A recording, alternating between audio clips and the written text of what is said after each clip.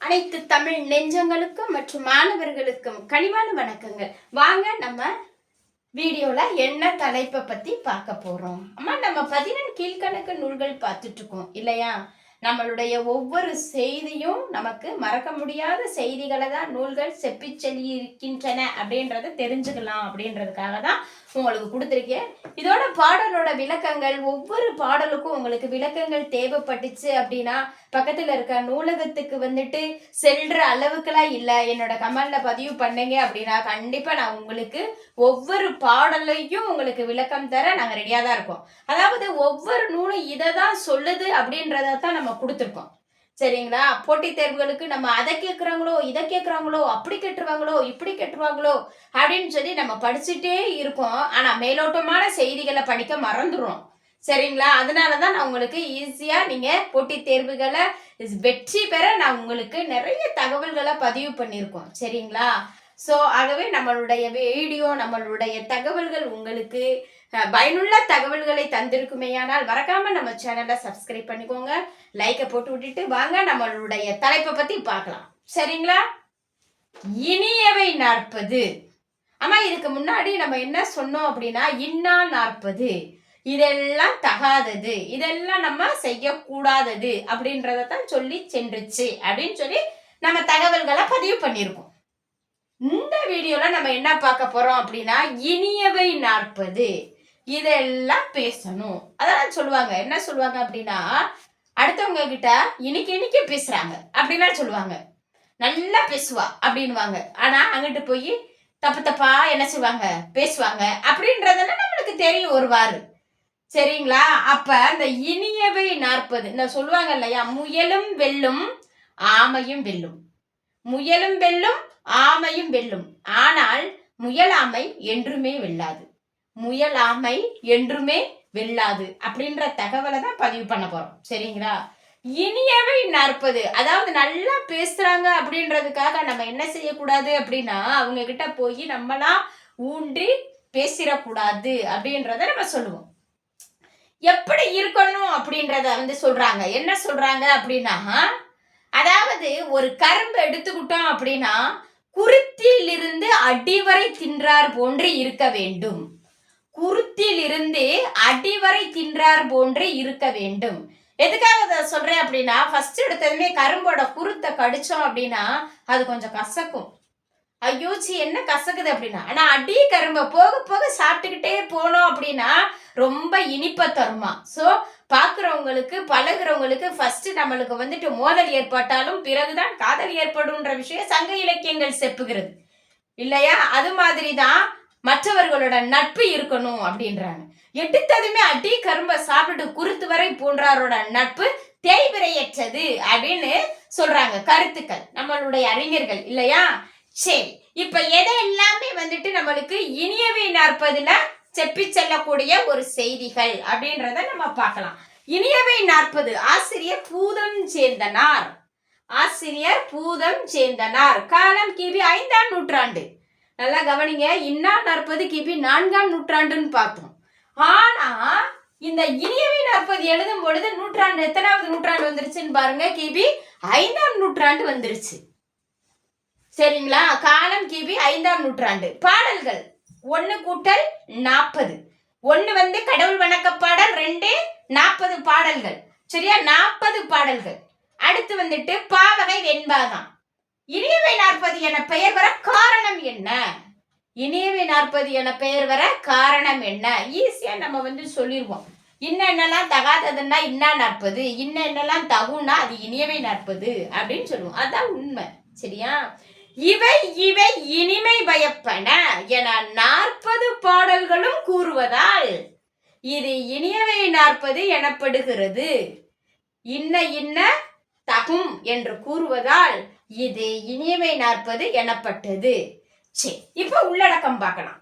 சிவன், திருமால், பிரம்மன் ஆகிய மும்மூர்த்திகள் மூவரையும் வணங்குவதால் இனிது, வணங்குதல் இனிது என வணங்குதல் பற்றி கூறுவதால் இது இனியவை 40 என பார்க்கப்படுகிறது.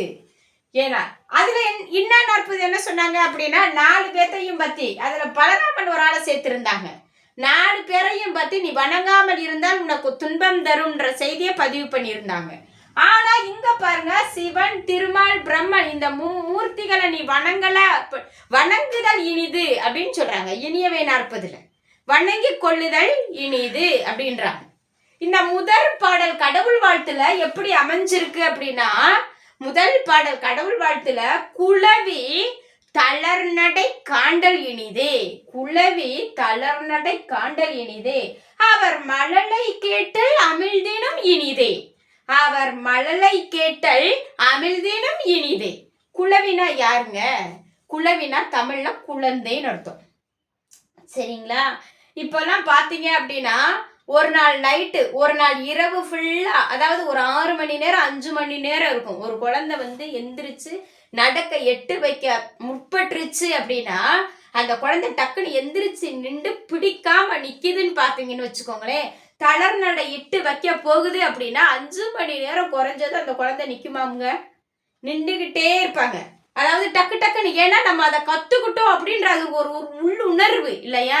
அப்படியே பார்த்துட்டே இருந்தோம் அப்படின்னா அந்த குழந்தை நின்றுகிட்டே இருக்காங்க. கால் வலிக்குமா என்னன்றது தெரியல, ஆனா அந்த குழந்தைக்கு நடக்க போறோன்ற ஒரு மகிழ்ச்சி. ஒரு தாய்க்கு அந்த குழந்தை இன்னும் கொஞ்ச நேரத்துல நம்ம குழந்தை நடக்க போகுதுன்ற ஒரு உள்ளுணர்வு இல்லையா? அந்த நடையை 8 வைக்கும் பொழுது அதை காண்டல் இனிதே. யாருக்கா இருந்தாலும், தாய்க்கு மட்டும் இல்ல, குழந்தையை ரசிக்க தெரிஞ்ச ஒவ்வொரு மானிடர்களுக்கும், ஒவ்வொரு மாணவர்களுக்கும் காண்டல் இனிதே. சரியா? குளவி தளர்நடை காண்டல் இனிதே, அவர் மழலை கேட்டல் அமிழ்தினும் இனியே. சரிங்களா? அந்த குழந்தை எப்ப வந்தீங்க, ஊருக்கு போயிட்டு வந்துட்டாங்க அப்படின்னா எப்ப வந்தீங்க அப்படின்னா இன்னைக்கு வந்தோன்னு சொல்லாது, நேத்து வந்தோன்னு சொன்னாது. என்ன சொல்லுவோம் அப்படின்னா நாளைக்கு வந்தோம். எப்படி வந்தோம்? நாளைக்கு வந்தோம்.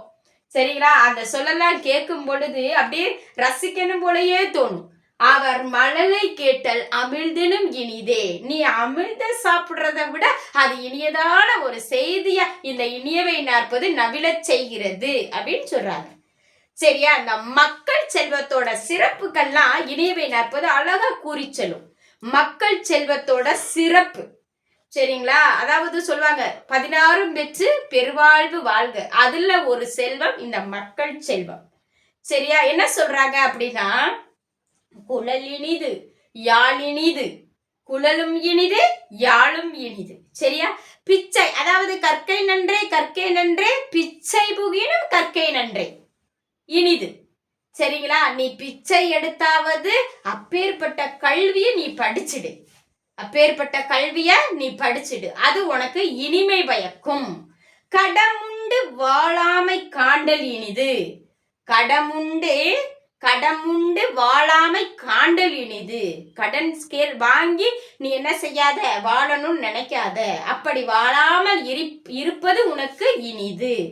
கலரும் அவை அஞ்சான் கல்வி இனிதே, கலரும் அவையஞ்சான் கல்வி இனிதே. இன்னைக்கு என்ன நீங்க பாத்தீங்க அப்படின்னா 4 டிகிரி 5 டிகிரி முடிச்சிருக்கோம். ஆனா பிரைவேட் ஸ்டாஃபா தான் என்ன செஞ்சிட்டு இருக்காங்க அப்படின்னா ஒர்க் பண்ணிட்டு இருக்காங்க.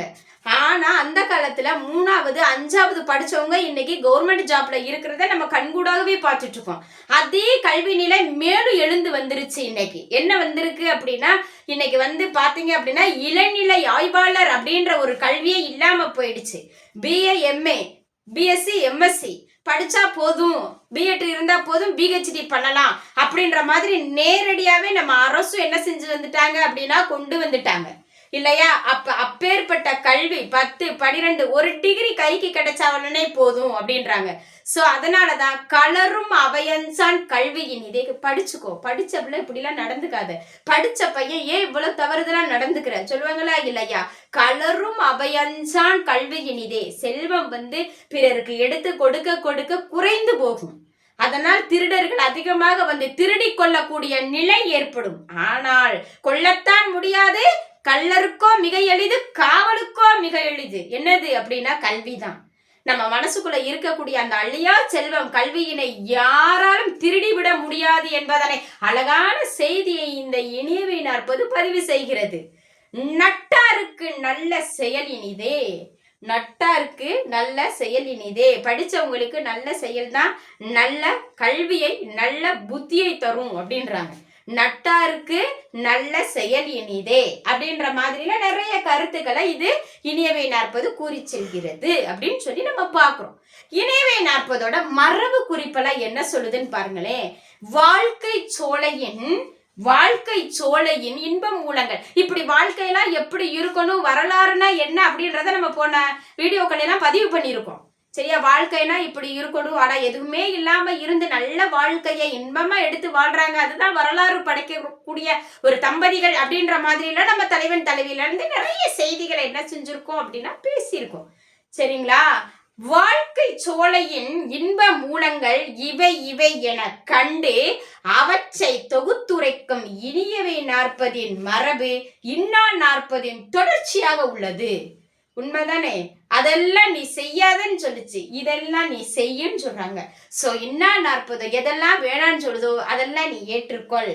சரியா, அப்ப இன்னா நாற்பதின் தொடர்ச்சி தான் இனியவை நாற்பது. அதாவது 40 பாடல்களும் கடவுள் வாழ்க்கையிலும் 40 பாடலும் சரி, இனியவை நாற்பது மொத்தம் எத்தனை பாடல்களை கொண்டதுன்னு சொன்னோம், 40 பாடல்களும் சரி, கடவுள் வாழ்த்து பாடல்களும் சரி. கண்மூன்று உடையான் தன் சேர்தல் கடிது இனிதே. கண்மூன்று உடையான் தன் சேர்தல் கடிது இனிதே. கண் மூன்று, நல்லா கவனிச்சுக்கோங்க. கண் மூன்று, 2 கண்கள் தானே இருக்கு, எது மூன்றாவது கண்? தொன்மான் துழாய் மாலை யானை தொழல் இனிதே. யானை தொழல் இனிதே சொல்லிட்டாரா விநாயகர் வணக்க பாடல். யானை தொழுதல் இனிதே யார கொண்டு வந்துட்டாருன்னு பாருங்க. சரியா, இன்னியவற்றை கூறும் இயல்பு ஒழுங்கு எல்லாமே இந்த இனியவை நாற்பதில் காணப்படுகிறது. கண் மூன்று, யார வணங்கணும் அப்படின்றத, விநாயகனை வழிபடணும் அப்படின்ற ஒரு கடவுள் வாழ்த்து பாடல் அழகான ஒரு செய்தியை எப்படி எல்லாம் ஒரு ஆசிரியர்கள் பதிவு பண்றாங்க அப்படின்றத பாருங்க. படிக்கக்கூடிய மாணவர்கள் இதை நல்லா புரிஞ்சுக்கணும்.